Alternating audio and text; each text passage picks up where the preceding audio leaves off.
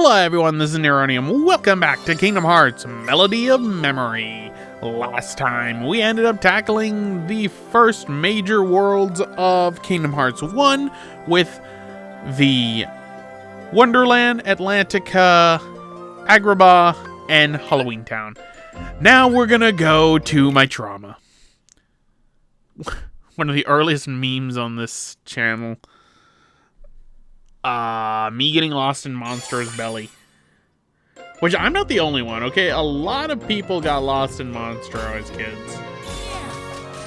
I just happened to also get lost in as a teen. Late teen, but still a teen. Not the first one, though. The first one where I really got lost that kind of became a meme for a little bit was Nightmare Before Christmas, Oogie's Revenge, the Hinterlands. That and the mailboxes from Kingdom Hearts 1, if I remember correctly. I'm sorry if it seems like for my channel history, which is what these videos kind of devolve into, I don't really talk too much about the game because it's... The songs are there,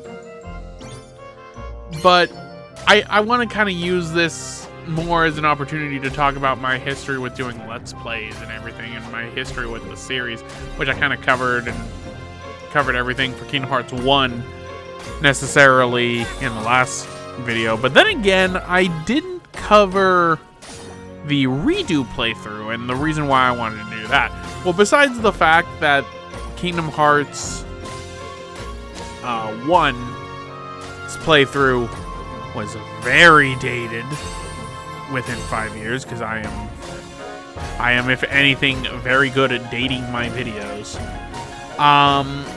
YouTube at the time had really changed. When YouTube originally started, when I was doing it, the big thing was trying to get into a multi-channel network, or MCN. The biggest ones were Machinima, Rooster Teeth, which was kind of an extension of Machinima, but also their own thing. They kind of worked with Machinima a bit, I think. And also,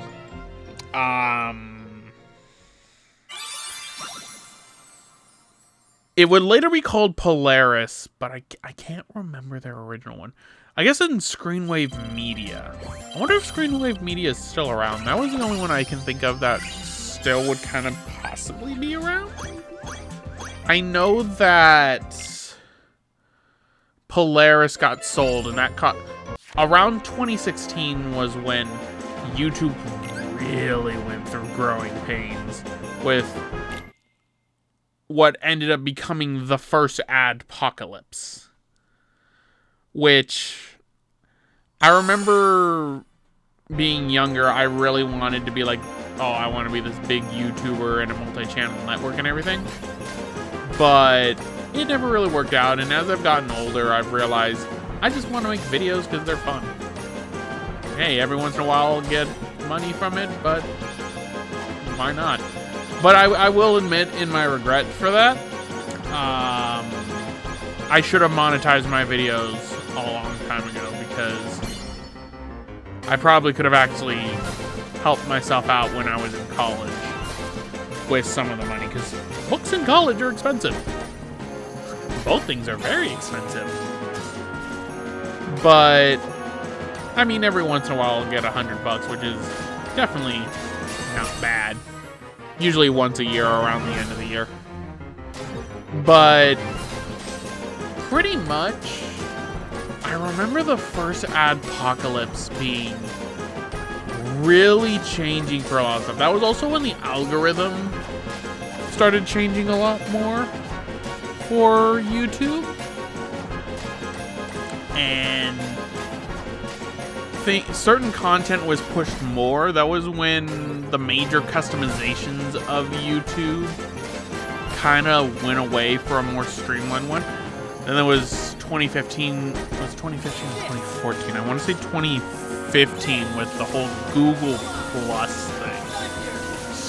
So much grief because of that, and having to tie your YouTube account to a Google Gmail for Google Plus that Google would end up killing within 4 years.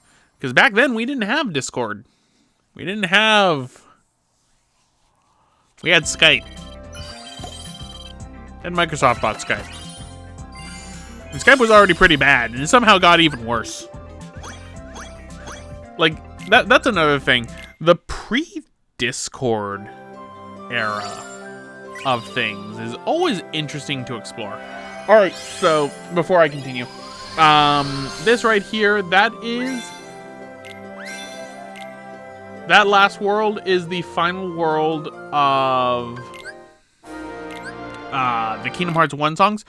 You can just completely ignore the rest of the Kingdom Hearts 1 songs if you want, and if you want to go there, and then just go into Chain of Memories and Kingdom Hearts 2. Obviously, we're not doing that, but...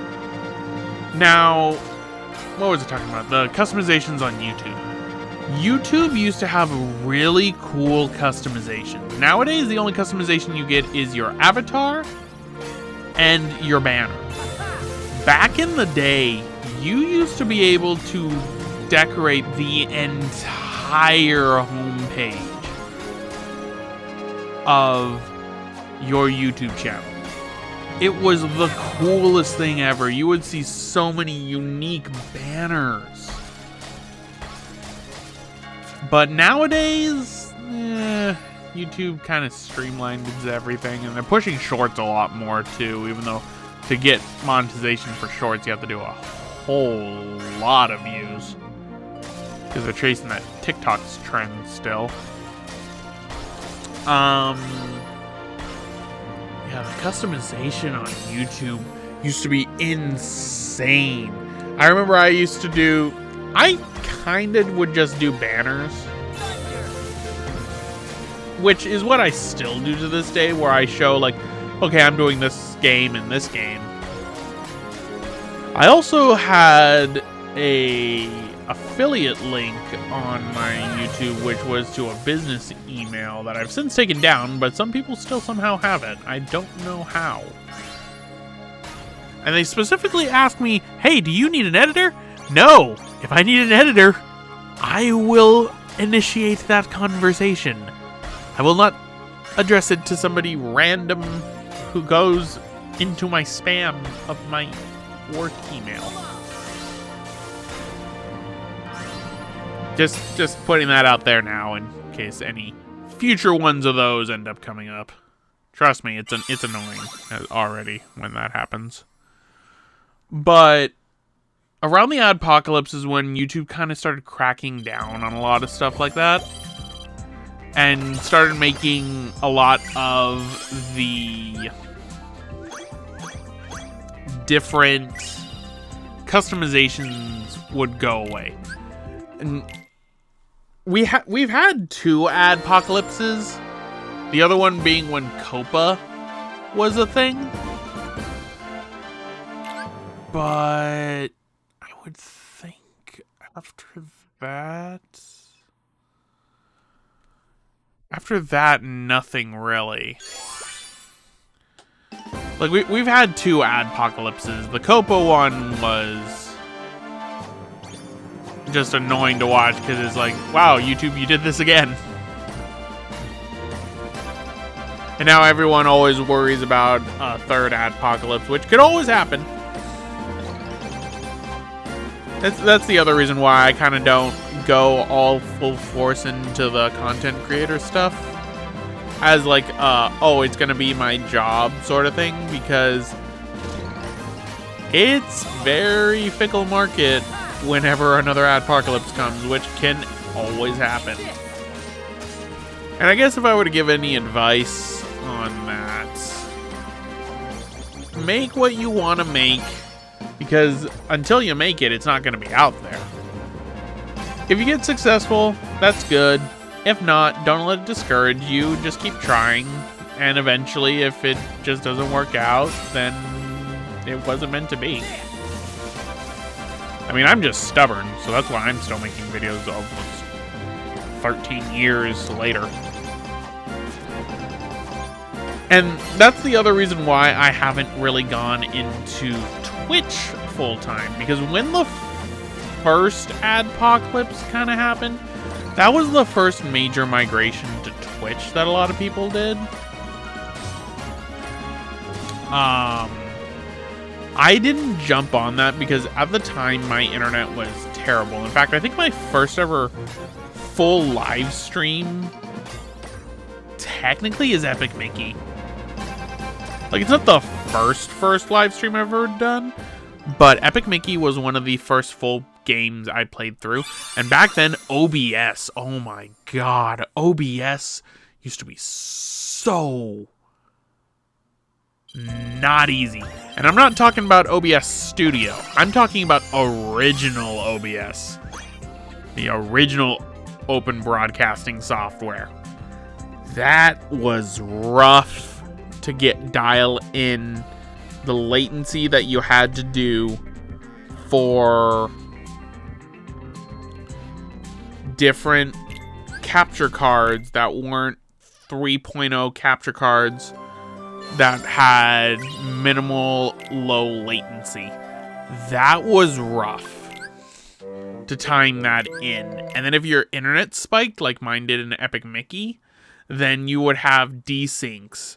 And then you also didn't have the multi-track audio that you do nowadays. Like, the technology has gotten so much better than it when its first days, especially for Twitch.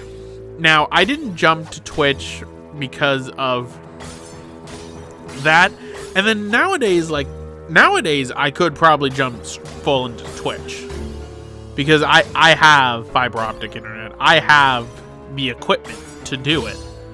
But the thing is, I don't like live streaming too much because I feel like I'm wasting people's time with when I get lost in games or I get stuck on a part and I'm really bad. And trust me, I know I'm bad at games, folks. But I don't like feeling like I'm wasting people's time because at least with YouTube videos, I can edit and cut out like the really like bad stuff or if it takes too long. So there is that. But then at the same time also, Twitch is just hard to get into now. I honestly will say, even more saturated than YouTube is. It is a more saturated market than YouTube. And that's not to say like, oh, hey, give up on that. Like, no, I'm mainly saying like, know what you're getting into. Because a lot of things, especially with like VTubing nowadays, people will make these models and they'll go in for VTubing, but you need to know that like being just a VTuber isn't enough to get you an audience. You have to do a lot of stuff. It's a lot of work. Like for YouTube, I feel like I have a good rhythm going for it. That's one of the reasons why I continued doing it and why my YouTube channel hasn't like necessarily died. I think the closest it ever came to really dying was probably, ironically enough, 2022 or 2017, because 2017 was was it 2017 or 2018? I want to say it was 2017. It was just a really bad year for me. And I'm glad I've managed to pull out from a lot of that, because with 2017, I had just graduated college. And as a result, ironically enough, lost my job at the college because they didn't want to hire me full time. Which was understandable in the field I was working in. But I had to resort to the old defunct Scarlet Equinox channel for a lot of content for stuff that year, because it was just, my depression got the best of me and everything. That was probably the closest the channel ever had to fully dying, I will honestly admit. Probably that or 2022, which was the 10th anniversary. The 10th anniversary was bad. I'm so glad that with the 11th, I ran it back. And then with the now 12th, we're actually, at this point, because Okami HD has been going on for a while now, we've actually, like, you know, fully done all the games. Well, not fully. I should say we've started and they've premiered for all the games that were on that 10th anniversary list. It only took 2 years. So it's just funny to me. But, yeah, I mean, if I had to say the 2 times the channel almost died, definitely 2017 and definitely, definitely 2022. Because 2022 was, I was in between jobs. I think I had just gotten my job at my current employment for the company I work for, the people I work for. So there was that. So let's go to Hollow Bastion and end off this episode with Hollow Bastion. Only one song from Hollow Bastion, and then we'll do the next song next time. But yeah, it feels weird going down memory lane with this. I feel like this is kind of the case with Kingdom Hearts 1, because Kingdom Hearts, Ape Escape, and The Nightmare Before Christmas, Oogie's Revenge were the games that got me more known on YouTube. I would say Crash Bandicoot to a degree, but I would honestly say that Ape Escape I'm probably more known for that. And then later on, I would replace Crash Bandicoot with Ratchet and Clank, I guess. Especially with Ape Escape, because Ape Escape 1, the original playthrough, was the first big game that really started getting a lot of views on my YouTube channel within the first year or so. And then Nightmare Before Christmas, Oogie's Revenge would be the second one. And then Kingdom Hearts kind of just started building up, and everything started building up. I will admit, in my time I've done this for 12 years, I have squandered a lot of opportunities, one of which was with Nintendo. But hey, I got to go to E3 twice, so thanks, Nintendo. What else? I guess we can get into that in the next episode, because we're coming close to the end of this song.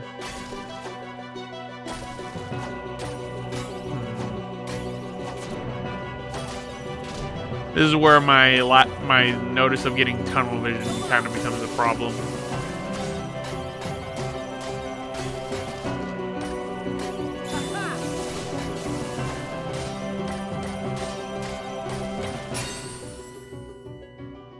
I think that was enough to get all of the stars on this one. But anyway, everyone, I'm going to end it off right here. This has been Neronium. Yep, that was the last one. Dodge all enemy jumping attacks. Next time, we're finishing up the Kingdom Hearts 1 worlds and moving on to Kingdom Hearts Rechain of Memories, starting with Scherzo di Norte. Hey, thanks for watching. If you want to check out more Kingdom Hearts content, check out the top link for a playthrough of Kingdom Hearts 3 Remind, done on the PlayStation 5. And for another rhythm-based game, check out the bottom link for a playthrough of The Nightmare Before Christmas, Oogie's Revenge, done on the PlayStation 2.